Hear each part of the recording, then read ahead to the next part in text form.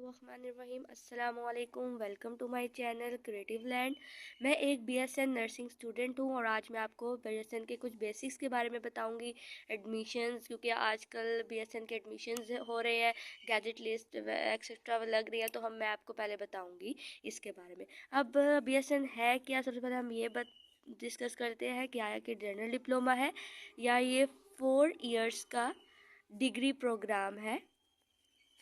सबसे पहले ये एक जर्नल, जो भी डीएचक्यूज होते थे या टीचिंग हॉस्पिटल्स होते थे वो जर्नल डिप्लोमास ऑफ़र करते थे, लेकिन अप्रॉक्सीमेटली 2020 में ये 4 इयर्स का डिग्री प्रोग्राम बन गया था।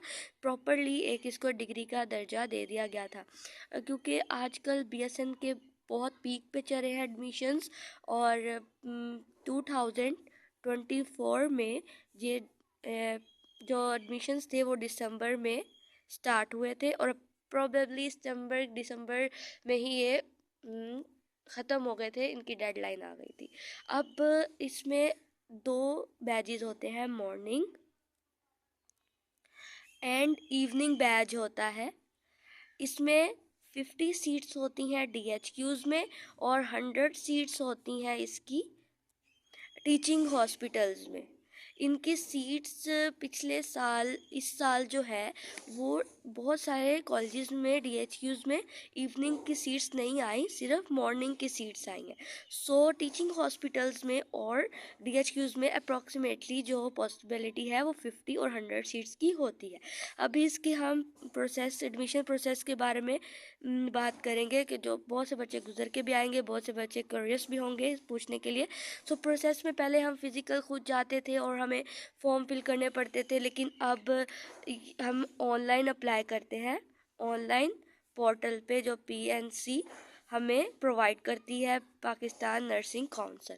अब ऑनलाइन पोर्टल पे अप्लाई करने की डेट होती है जिसमें हम अपने सारे डॉक्यूमेंट्स, अपनी पर्सनल इन्फॉर्मेशन, अपने मैट्रिक नंबर, अपने एफएससी के नंबर्स एक्सेट्रा एक्सेट्रा हम पुट करते हैं और इस तरह हम अपने आप को रजिस्टर करवाते हैं।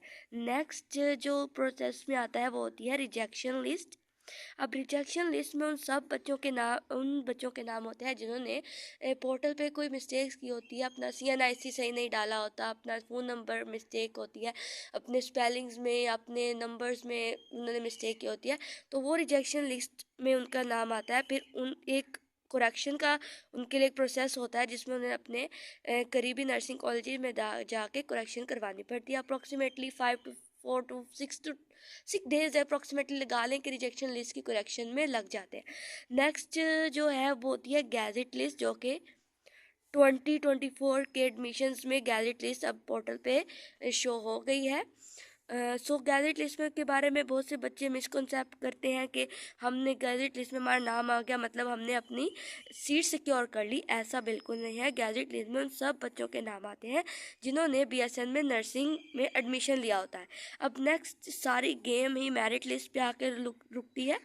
मेरिट लिस्ट से पहले लोग बहुत से कंसेप्शन लगा रहे होते हैं मेरिट कितना होगा, तो एग्जैक्ट मेरिट तो कोई भी नहीं बता सकता।